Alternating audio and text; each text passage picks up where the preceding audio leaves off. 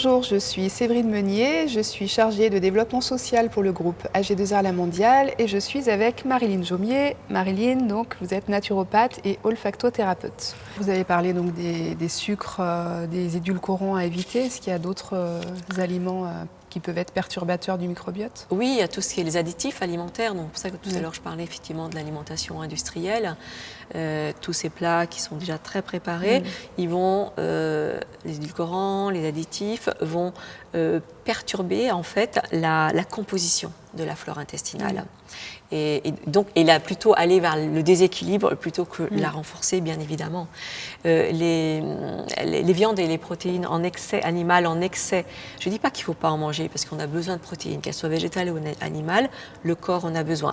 Et on verra que dans le cas d'avancée en âge, pour les seniors, les sources de protéines sont extrêmement importantes. Mais des sources animales de viande rouge ou de viande qui ont été exposées qui ont une alimentation qui a été exposée aux pesticides, aux intrants, des animaux qui ont été soumis peut-être à de gros traitements médicamenteux, en apporter trop régulièrement dans l'alimentation, ça va aussi favoriser le déséquilibre de la flore intestinale. Donc on a parlé aussi des sucres rapides. C'est toujours dans l'excès en fait. C'est toujours l'excès qui va être désastreux pour la flore intestinale. Et tout comme l'excès de graisse saturée, donc trop de fromage sur certains terrains, quand on parle de terrain, c'est d'individualité, peuvent perturber la flore intestinale.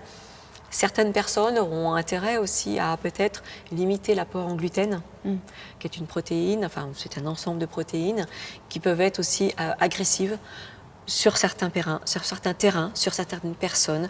Donc je pense pas que c'est pour tout le monde, mais c'est vraiment à faire du cas par cas. D'où l'intérêt effectivement souvent de se faire accompagner pour savoir est-ce que mon terrain est sensible ou pas sensible à ça, ou est-ce que je dois mettre en une éviction ponctuelle ou tout au long de ma vie par rapport à tel ou tel aliment. Il y a aussi, alors c'est plus difficile parce qu'on ne le dit pas tout le temps, il y a aussi des compléments alimentaires pour lesquels il faut faire très attention. Par exemple, des compléments alimentaires qui vont être très riches en fer. Si on ne manque pas de fer, c'est trop. Pas l'intérêt d'en prendre, mais qui peuvent perturber en fait l'équilibre en défaveur des bonnes bactéries. Donc, que ce soit pour n'importe quelle supplémentation, comme le fer par exemple, mais ça peut être comme le vitamine D ou comme le zinc, je pense qu'il est toujours bon de faire un dosage avant de supplémenter. Et si jamais on se supplémente en différents compléments alimentaires, toujours vérifier l'accumulation en fait de dosage de fer. Bon, là, on aura tant de milligrammes, peut-être là tant de milligrammes, et en fait tout cumuler. Est-ce que c'est pas trop important si moi-même je suis pas déficiente en ce minéral? Ça fait partie des choses importantes. Et pour entretenir aussi au niveau de l'alimentation le microbiote, il y a une étape qui est pour moi, j'appelle ça la première étape de la digestion, c'est la mastication.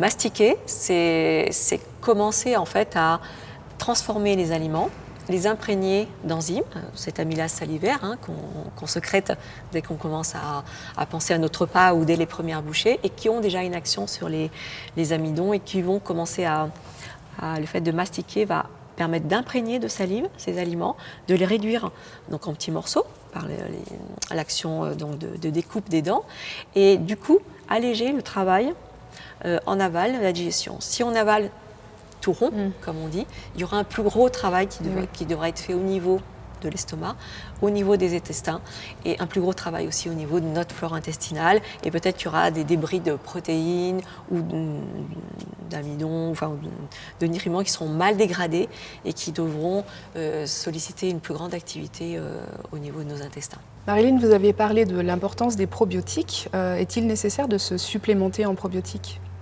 Alors, je dirais que si on a une alimentation équilibrée avec des probiotiques naturels, tels que ceux qu'on peut trouver dans l'alimentation, ce ne serait pas nécessaire. Après, il y a des moments dans la vie, que ce soit après certaines maladies, par exemple après une gastroentérite, après une antibiothérapie, ou quand il y a des terrains en fait, qui nécessitent un apport de bactéries intestinales supplémentaires, puisque quand on parle de probiotiques, on parle de réensemencement.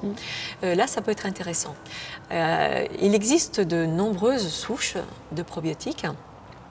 Donc cet intérêt sera ponctuel, c'est-à-dire sur quelques semaines, voire quelques mois. Pour ma part, et en tant que naturo, on déconseille quand même d'en prendre de façon trop longue, sur le trop long terme, pour laisser en fait la capacité au corps de produire d'équilibrer son propre microbiote. Ceci dit, vu la diversité de probiotiques que l'on peut trouver aussi en pharmacie, en parapharmacie, en herboristerie, il existe des probiotiques qui seront plus suite justement à des antibiothérapies, peut-être suite à des opérations dentaires, suite à des problématiques de transit trop lent ou accéléré, ou de maladies de SIBO, enfin de maladies intestinales.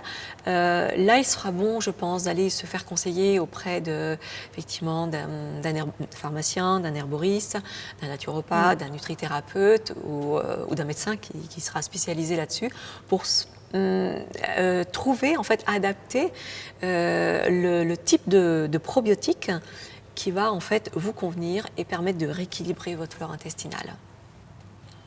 D'accord. Merci beaucoup Marilyn. Avec plaisir.